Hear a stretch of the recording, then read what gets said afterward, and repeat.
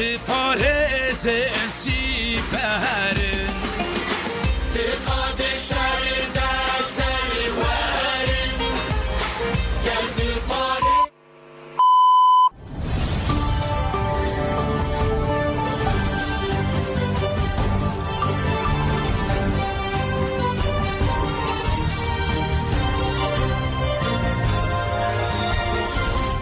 سڵاوتان لەبێ هەواڵەکانم کاتژمێرەتان پێشکەشەکەین. بەڕێوەبەرایەتی ڕۆشنبیری هونەری سلێمانی باوکاری کۆمەڵی هونەری میلی کوردستان و ڕێکخراوی بەرەودانی گەنجان فستیڤاڵی جژنی نەورۆزی ساڵی لە شەقامی سالمی سلێمانی بەکردنەوەی ئاگری نەورۆز و ئەنجامدانی چەندین چالاکی هونەری و کولتوری پیرۆز دەکات. بەپێی ڕاگەیەنراوێک لیژنە ئامادەکاری فستیڤاڵی نەورۆز بە سەرپەرشتی بەڕێوەبەری گشتی و ڕۆشنبیری هونەری سلێمانی و ئامادەبوونی سەرۆکی کۆمەڵی هونەری میلی کوردستان سەرۆکی ڕێکخراوی بەرەودانی گەنجان و ژمارەیەک لە ئەندامانی لیژنەکە کۆبوونەوە بڕیاریانداوە لەسەر چەندین چالاکی هونەری و کولتوریدا لە شەقامی سالم بۆ پیرۆزکردنی نەورۆز. بە گوێرەی بەرنامەی فستیڤاڵەکە سەرەتا خوانی بەربانگ بۆ زیاتر لە 100 کرێکار و ژینگە پارێز ڕێک دەخرێن و لە دوای بەربانگ ڕۆژوانەیش چالاکیەکە دەست پێ دەکات تا درەنگانێکی شەو دەخایەنە. چالاکیەکانی جگەلەکردنەوەی مەشخەڵی نەورۆز بریتی دەبێت لە گۆرانی میوزیکی کوردەواری چەندین نمایش هەڵپەرکێ و فۆلکلۆری کوردواری و نمایشی چالاکی بەشی هونەری منداڵان و ئەسپ سواری و نمایشی ئۆتۆمبیلی کۆن و چەندین چالاکی کەمەڕەنگی دیکە دەکرێت. دوێنێ لە چەندین ناوچەی باکووری کوردستان و تورکیا کە گرنگترین نانوان ئیستانبول بووە بە سەدان هەزار کەس بۆ پیرۆزکردنی جەژنی نەورۆز ڕویان لە گۆڕەپانەکان کرۆ هاواری ئازادی جستی ڕێبەرۆجەلان و پامی فراوانکردنی تێکۆشانە بۆ ئازادیدا. ئاهەنگەکانی پیرۆزکردنی جەژنی نەورۆزی کوردەواری لە 15 مانگەوە لە باکووری کوردستان و تورکیا دەستی پێکرد و دوێنێش لە 15 ناوەندوو ئەو ئاهەنگە بەرزڕاگیرا و بڕیار وایە تاوەکو 25 مانگە بخانێ. لە شاری ئیستانبولیش لای ئازادی جستی ڕێبەرۆجەلان دەکرێت دروشمی بژی سەرۆک ئاپۆ بێ سەرۆک ژیان نابێت کەس ناتوانێت ڕۆژمان تاریکە ئازادی بۆ ڕێبەر ئۆجەلان و دایان دروشمی دیکە تاوی کوچە و کۆڵانەکانی ئەو شاران پڕکردووە. هەروەها لە ئاهەنگەکاندا وێنەی ڕێبەر ئۆجەلان بەرزکراوەوە لە کاتی بەرزکردنەوەی وێنەکانیشدا جۆش و خۆشی گەورە کەوتۆتە ناو خەڵکەکە و هەمووان بەیەکەوە دروشمی بژی سەرۆک ئاپان وتەوە. لەگەڵەوەشدا بەشداروان بە جۆش و خۆشە هەڵپەرکێ و گۆرانی بەردەوام بە جەژنەکەیان داوە تا درنگانەیەک بەردەوام بوون. بڕیار وایە لە 21 ئەم مانگەشدا ئاهەنگی پیرۆزکردنی جەژنی نەورۆز لە شاری ئامادەی باکووری کوردستان بە بەشداری زیاتر لە ملیۆنێک کەس لە گۆڕەپانی نەورۆز بە بەشداری چەندین هونەرمەندی ناوداری کورد هاوکات پێشکەشکردنی چەندین پامی سیاسی بەڕێوەچێت. ئەوکات لە باشووری کوردستان هەر لە 21 ئازاردا هەوشەی ساڵانی ڕابردوو گوندی ئێندزە لە بناری خەندیل باوش بۆ گەل نەورۆز دەکاتەوە ئاهەنگی گەورەی نەورۆز بە بەشداری هەزاران کەس و چەندین هونەرمەند و گروپی هونەری بەشداری تێدا دەکەن. ئیدارەی خۆبەڕێوەبەری دیموکراتی باکوور ڕۆژهەڵاتی سووریاش لە مەراسیمێکدا ئاگری نەورۆزی کردەوە و بانگوازیان لە گەل کردووە بەشداری ئاهەنگەکانی نەورۆزکەن. بەمبەستی پیرۆزکردنی جەژنی نەورۆز و بە بەشداری ژمارەی زۆر لە هاوڵاتیانی ئیدارەی خۆبەڕێوەبەری دیموکراتی باکوور ڕۆژهەڵاتی سووریا ئاگری نەورۆز کرایەوە. هاوسەرەکانی ئیدارەی خۆبەڕێوەبەری دیموکراتی باکوور ڕۆژهەڵاتی سووریا ئەڤین سوید و حسێن عوسمان ڕاگەیەنراوێکیان لەو بارەی نەورۆزەوە پێشکەش کرد و باسییان لە نەورۆز کرد و باسییان لەو کرد کە ئیدارەی خۆبەڕێوەبەری دیموکراتیا و بەشی گەل لە ڕێگەی پێکەنانی هاوپەیمانی جوواکی و ڕزگاریکردنی خاکی سووریا و بە هاوواتە ڕاستەقینەکانی نەورۆز زێنێتەدی وامانوتیان بەم ئاگرەی کە دەیکەنەوە دەستپێکی ئاهەنگەکانی نەورۆز لە شار و شارچکەکانی کانتۆنی هەرێمی باکوور ڕۆژهەڵاتی سووریا ڕادەگەێنن و بانگوازیش لەگەڵ دەکەن کە بەشداری نەورۆز بکەن.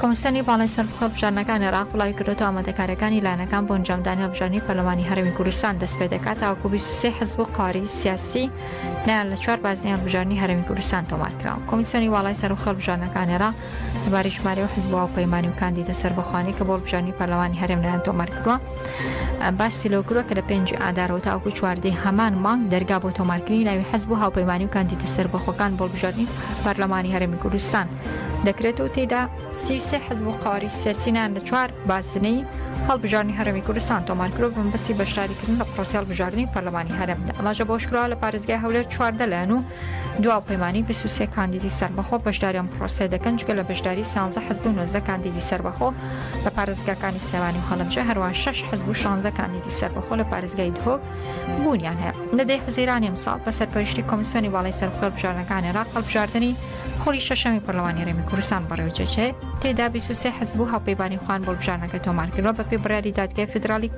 کورسی کۆتاکان نەماوە و ژمارەی کورسیەکانی پەرلەمانی هەرێمیش بۆ 100 کورسی کەم کراوەتەوە.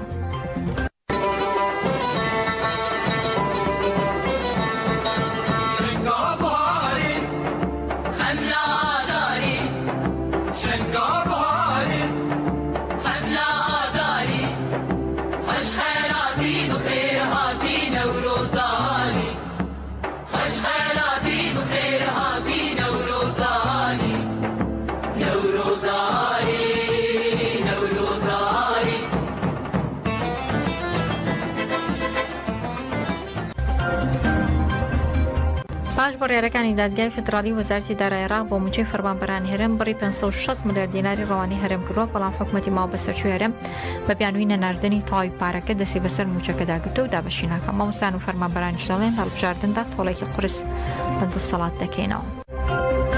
بەداخەوەم دەسەڵاتە خەڵکی بەبارەم تەگرتووە وەکوای بەدیل گرتبێتی پارەی میلەت خۆیەتی پارەی موچەخورا خۆیەتی دەستی بەسەرا گرتووە، زۆر بێباکانە، زۆر بێویژدانانە، زۆر ملهوڕانە. بەداخەوە شتێکی شارەنووسی ئەم دەسەڵاتە لە باس و لە قەزافی و لە هەموو ئەو ڕژێمە دیکتاتۆریانی کە لە گۆڕنران چارەنووسیان لەوە زیاتر نابێت. ناوی بەو بیانەوە ناوی عسکەریەکان نانێرن بۆ ئەوێ لەبەرەوە پارەی مامۆستایان و فەرمانبەران حازرە، بەڵام بەو بیانەوە وەک زەختێگەیکەن لە حکوومەتی عێراقی کە هەتا هەموو پارەکە نەنێرێ نای یعنی ئەمان موچە دابەش ناکەن، بەڵام لەم حاڵەتەشە ئەمان حیزبەکان لە حکوومەت دەوڵەمەندتریەکەن ئەتوانن دەستکەن بە گیرفانیانە و پارەی موچەخۆرانی سەربازەکانی خۆیان بدەن. بەڵام هەنگاوی ئێمە ئەوەیە چەندین وەخت بایکۆتمان کردو، یعنی هیواداری ناچارمان نەکەنەوە واز لە هۆڵەکانی خوێندین بێنین بە هەر جۆرێک لە جۆرەکان بێ، چکە بەدەستی بەتاڵ ناتوانانی چی دەرز بڵێتەوە.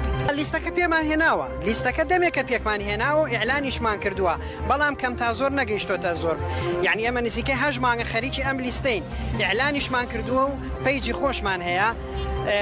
لەم حاڵەتەیە لیستەکەمان پێک هێناوە و بەڵام بەهۆی ئەوەی کە ئەمەم جارە کۆمیسیۆنە لە بەخاوە بڕیاری ئەوەی یاوە گوایە کە بێت هەر کەسێ بەشداری لە هەڵبژاردننی پەرلەمانی کوردستان ناکە ئەبێ حیزب بێت یان ئەفراد بێ. ئێمە حیزب نین، ئێمە قوارەیەکین هەوڵێن بۆ بەدەهێنانی مافەکانی مامۆستایان و فەرمانبەران وەک ئەشخاصیش بەشداریمان نەکرد.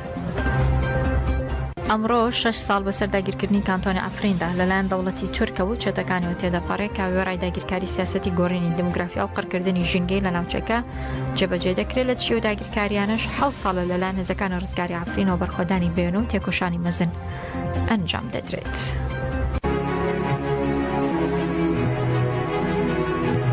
لە 20 کانونی دومی ساڵی 2018دا هێرشی سوپای داگیرکاری تورکیا و گروپە چێتەکانی بە بەکارهێنانی فڕۆکە و تانک و دیان ئەمری پێشکەوتوو بۆ سەر کانتۆنی ئەفرین لە ڕۆژاوی کوردستان دەستی پێکرد.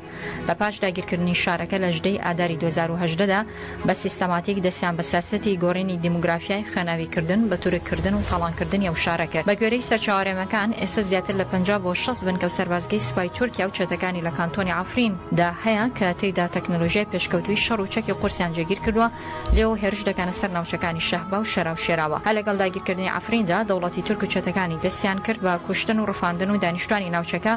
لە ماوەی ئەم 6 ساڵەدا زیاتر لە 800 کەس کە زیاتر لە 150 کەسیان ژنن لەژێر ئەشکەنجەدا شەهید بوون و نزیکەی 10,000 کەسی دیکەش ڕفێنراوە. زیاتر لە 100 گردی شوێنەواری مێژووی لە ئەفریندا هەیە کە زۆربیان لەلایەن داگیرکەرانەوە هەڵکەندراوە، تاڵان کراون. بە گوێرەی ئامارەکانی بەشی شوێنەوار لە ڕۆژاوی کوردستاندا 70 شوێنەواری مێژووی لە ئەفریندا پاش دزینی ئاساوارەکەی خاپور کراوە. لەو ماوەیەدا 30 بۆ 40 نزرگە و مەزاری ئاینی پێکاتە و ئاینە جیاوازەکانی هەرێمەکە خاپور کراون. گۆڕستانێک کراوە بە مەیدانی کڕین و فرۆشتنی ئاژەڵ. پاکتاوی ناسنامە و شوناسی کوردی شارەکەیان کردووەتە ناوی شەقام، گوند، نەخۆشخانە و شوێنەگشتەکان دەگۆڕن بۆ عەرەبی و تورکی.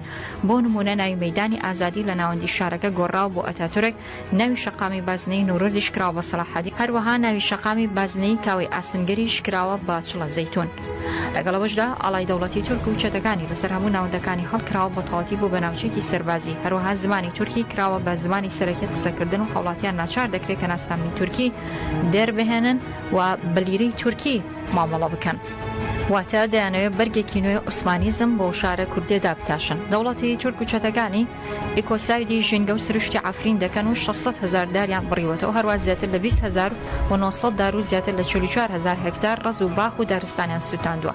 یەکێک لە مەترسیدارترین جۆرەکانی جینۆساید لە ئەفرینی داگیرکرا و گۆڕینی دیموگرافیاتکەیەتی پاش دەرپەڕاندنی زیاتر لە 400,000 هاوڵاتی شارەکە لەو 6 ساڵەدا بە پشتیوانی و ئابووری گروپە چێتەکان بە داگیرکردنی 25 گەڕێکی زیادەڕەویان دروست کردووە. لەناو ئەو گەڕەکانەدا ماڵی ئاوارەکان زیاتر لە 700,000 کەس تورکمان و عەربی فڵەستینیان هاوردەکرد و نیشتەجێ کراون.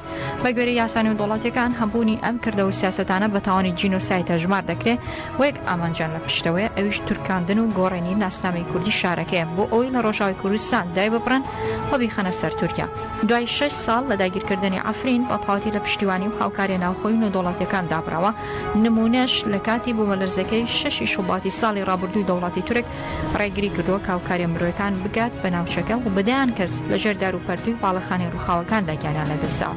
لە بەرامبەر هەموو داگیرکاری و ڕەفتارە مرۆڤکوژیانەی سوپای تورک وەچەتەکانی لەو 6 ساڵەدا هێزەکانی ڕزگاری عەفرین بۆ ساتێکیش لە بەرخۆدان و تێکۆشان نەوساون. ماوەی 7 ساڵە ڕۆژانە شەقام و ڕێگا و کێڵگەی ناودارستانەکانیان کردوتە گۆرستان بۆ داگیرکەران و چەتەکان. بە پێامارێکی نافەرمی هێزەکانی ڕزگاری عەفرین لە ماوەی 6 ساڵەدا زیاتر لە 3000 سەربازی داگیرکەری تورکیا وەچەتەکانیان کوشتووە کە بۆیان پشتڕاست بۆتەوە ئەوە جگە لە کوشتنی و ژمارە زۆرەی کە بە هۆکاری جیاواز لە ژمارەکەی دڵنیانە بوونەتەوە.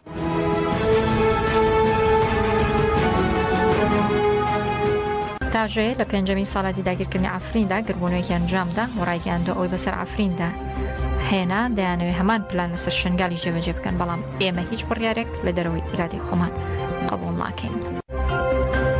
شخص هەواڵ ئەڤستادا و هەواڵ باریندا و تەبایی شەهیدا کەداین ئەم بیرتینە و ئەبەژنا خۆل بەرواندا چبمینن ئیریشێ سەر عەفرینێ ئەم شەرمەزارتکن ئیریشێ ترسۆنەک بوون ئیریشێ نە ئینسانەتێ بوون ئەم بەرخۆدانیا ملەتێ خۆی عەفرینێ ئەم لێ پیرۆزیتکن ئەم جێ وەکە خەڵکە شنگالێ ئەم جێ پشتاوانن ئیریشێ ترکیا و هەفشیریکێ دوێ سەر عەفرینێ دیسە خوازن بینن سەر شنگالێ هەفدیتنێ عێراقێ و پەدەکێ و ترکیا پێگرا ئەم نەڕاست بینە وەکە ملەتێ ئێزدی زارۆکێت ئێزدیا و بریارێ سەردن ئەم جێبانی دەوڵەتە عێراقێتکن بین مشکلێت شنگالێدا ئەو وەکە زارۆکێت شنگالێ پێگرا چێ بکن سەرڕاست بکن زارۆکێت شنگال یە بەشێنا ئەسایشە ئێزدخانێنا یەجەشێنا حەقێ ترکیا و پارتی شنگالێ نینە بریارێ سەر بدن زارۆکێ شنگالێ بریارێ سەر شنگالدن. بێژی بەرخۆدانە عەفرینێ بێژی بەرخۆدانە عەفرینێ بێژی بەرخۆدانە عەفرینێ.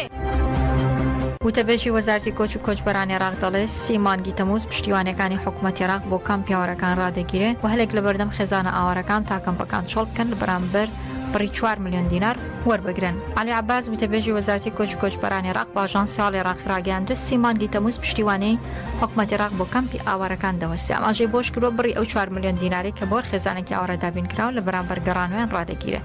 ئاماژەی بۆش کردووە ئێستا هەلێک لە بەردەم خێزانە ئاوارەکاندا هەیە کە ئەو بڕەپارەی وەربگرن و بگەڕێنەوە ناوچەکانیان یاخود بچنە دەرەوەی کامپەکان ئەو بڕەپارێش تەواویەوە ئاوارانە دەگرێتەوە کە لەم دوایانەدا دێنە یاخود دەچنە دەرەوەی کامپەکان جا کامپەکانی پارێزگای نیناوێ یاخود کامپەکانی پارێزگای سەلاحەدین و سلێمانی بێت. ئەنجومەنی سەوزی چیای مەریوان دۆخی دەریاچەی زرێبار بە خراپنەوە دەبا و دەڵێ ڕێکاری بە پەلەی پێویستە زبڵ یەکێک لە کێشەکانی زرێبار و ئەندامی و ئەنجومەنە 2 ڕۆژە خەریکی لابردنی بوون. بە گوێرەی ئەنجومەنی سەوزی چیای مەریوان دۆخی خراپی زرێبار ڕێکار و فریاکەوتنی بە پەلە داخوازێ و هیوادارن لایەنە پەیوەندیدارەکان ڕێکارێکی پێویست بگرنە بەر بۆ ڕێگەریکردن لە ناوچوونی ئەو سەرچاوی کە بەبایەخەوە بگرنە بەر. و ئەنجومەنی سەوزی چیای مەریوان باس لە شتەکە وەک نەریتی هەموو ساڵ لەگەڵ نزیک بوونەوە لە نەورۆز دەریاچەی زرێبار خاوێن دەکەنەوە ساڵیش 2 ڕۆژان تەرخان کرد و زبڵ و خاشاکی دەریاچەی زرێباریان لابردووە.